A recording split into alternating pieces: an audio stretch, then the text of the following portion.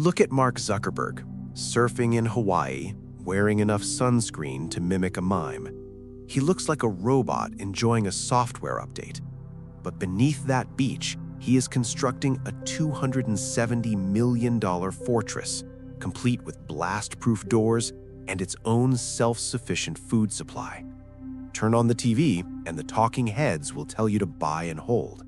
They say the market always goes up in the long run. But while they tell you to buy, the people who actually own the world are selling at the fastest pace in history. And here's the scary part. They're not selling to buy more yachts. They're selling to build bunkers. When the wealthiest, most informed people on the planet start acting like doomsday preppers, you should probably start paying attention. If you are currently borrowing money on margin to buy tech stocks because you think the party will never end, consider this your fire alarm. We are not going to put on tinfoil hats today. We are going to look at the cold, hard SEC filings. We are going to track exactly where their money is going and why they're betting everything that winter is coming. In the world of high finance, there is a metric that usually hums along quietly in the background. It's called the insider selling to buying ratio. In normal times, for every one executive buying their own company stock, about 10 are selling. That's just how they pay for the private jets. We get it. But what's happening right now is not normal. It's a mass evacuation. We are watching the titans of industry cash out at a rate we have not seen in decades. Jeff Bezos just dumped $8.5 billion of Amazon stock. The Walton family is liquidating Walmart shares like they are going out of style. And they're doing it with surgical precision. You have to ask yourself, why now? Why are they rushing for the exits in 2024 and 2025? It's simple physics. The market is at an all-time high, valuations are stretched thinner than a balloon about to pop, add in a geopolitical landscape that looks like a powder keg, and you have the perfect moment to take chips off the table. But here's the thing about selling billions of dollars in stock. You cannot just click sell on an app. You need a buyer. You need exit liquidity. That's where the illusion comes in. That's where you come in. Your pension fund, your retail brokerage account, and your fear of missing out provide the liquidity they need to get out at the top. It's a transfer of risk from their balance sheet to yours. Doesn't it feel strange to you? Turn on the news and they're screaming about a soft landing. They tell you inflation is under control and the consumer is strong. But watch the hands, not the mouth.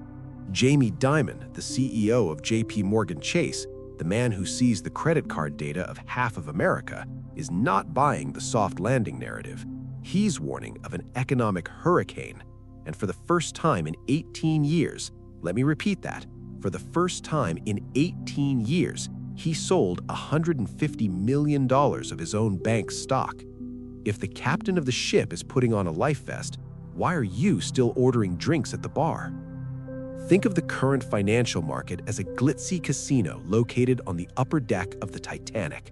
The chandelier is shaking a little, but the band is playing upbeat jazz and the slot machines are paying out. Everyone is having a great time. You're looking at your portfolio and feeling like a genius. But look closer at the VIP section. The billionaires, let us call them the captains of industry, and the CEOs, the ship officers, are quietly slipping away from the roulette tables. They're not making a scene.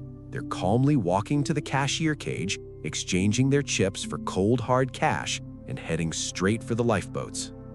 Here's the crucial part. They do not grab the microphone and scream, "The ship is sinking!" Because if they did that, panic would set in. The market would crash instantly. The exit doors would be jammed with terrified retail investors, and the billionaires would be stuck holding their chips. They need you to stay seated. They need you to keep betting. They need you to believe the party will last forever, because they need someone to sell to. So how do they keep the music playing while they escape? They use a mechanism called stock buybacks. This is the engine of the illusion. Here's how the hustle works. A company takes its cash reserves, money that should be used for innovation or safety buffers, and uses it to buy its own shares on the open market. This creates artificial demand. It reduces the supply of shares. And basic math tells us when supply goes down, price goes up. It looks like the company is doing well. The line on the chart goes green, but it is a trap. The executives authorize the buyback to pump the price artificially high, specifically so they can sell their personal shares into that rally. They are using company money to provide the exit liquidity for their own private fortunes. It is not capital allocation. It is a legal raid on the company treasury, transferring wealth from the shareholders directly into the pockets of the people running the show. So, where does billions of dollars in cash go? Do you think they park it in a high-yield savings account at Wells Fargo? Please, they know better than anyone that the banking system is just a leveraged house of cards. They're not looking for yield anymore. They're looking for survival. The money is moving from paper assets into survival assets. Why do you think Bill Gates, a man who made his fortune on software code, is now the single largest owner of private farmland in the United States? He's not planning to become a farmer. He is buying the one asset that holds value when currency becomes worthless, productive dirt. Look at the map. The billionaires are carving out fiefdoms in specific, isolated locations. Peter Thiel and the Silicon Valley elite are buying up massive tracts of land in New Zealand. Mark Zuckerberg is walling off a chunk of Hawaii.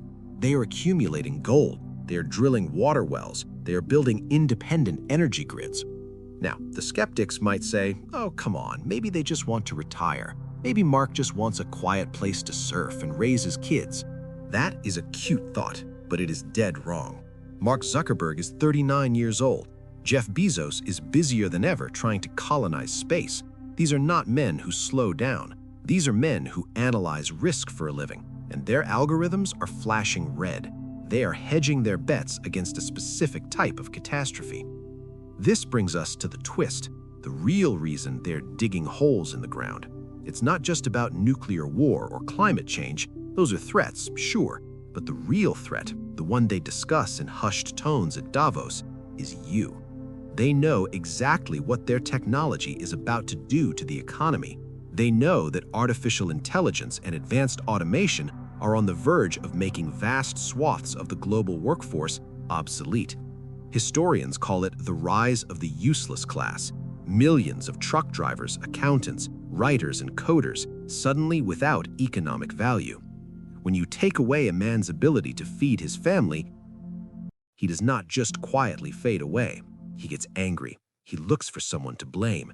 The billionaires know that when the social contract breaks, the pitchforks come out. That $270 million compound in Hawaii, the blast doors are not just there to keep radiation out. They are there to keep the angry mob out. They are not afraid of the end of the world. They are afraid of the end of the world order that they created. Economists love to talk about the great wealth transfer, usually referring to boomers passing money to millennials. But the real wealth transfer is happening right now, and it's moving in the opposite direction. It's a transfer from dumb money, that's the retail investors buying the peak, to smart money, the insiders selling the peak. Here's the brutal reality of the cycle. They sell high, you buy high.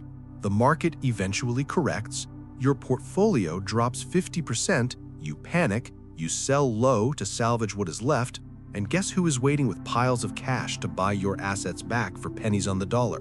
The exact same people who sold them to you in the first place. They are not just exiting the market, they are preparing to own the recovery while you are still licking your wounds. You cannot build a $200 million bunker in Hawaii. I get that, but you can mimic the mindset. You can stop holding 100% of your net worth in paper assets, stocks and bonds that rely entirely on a functioning banking system. You can stop drowning in the debt that enslaves you to their interest rates. Do not just sit there and doom scroll. Here's a 7-day protocol to stop being a victim. Step 1. Audit your portfolio this week. If your cash reserves are sitting at 0 or less than 10%, you are driving 100 miles an hour without a seatbelt. You need dry powder for when the sale starts. Step 2. Look into precious metals. I'm not talking about trading mining stocks. I'm talking about physically backed ETFs or the real thing. It is not an investment. It is insurance against the printing press going nuclear. Step 3, and this is the one that makes people uncomfortable. Buy 3 months of non-perishable food and water. You might think that sounds paranoid. You might think that sounds crazy. But Mark Zuckerberg is building a blast-proof door and a self-sustaining farm. If the guy with all the data is preparing for a supply chain collapse, maybe buying a few extra bags of rice is not crazy. Maybe it's just the most rational trade you'll ever make. In the end, words are cheap.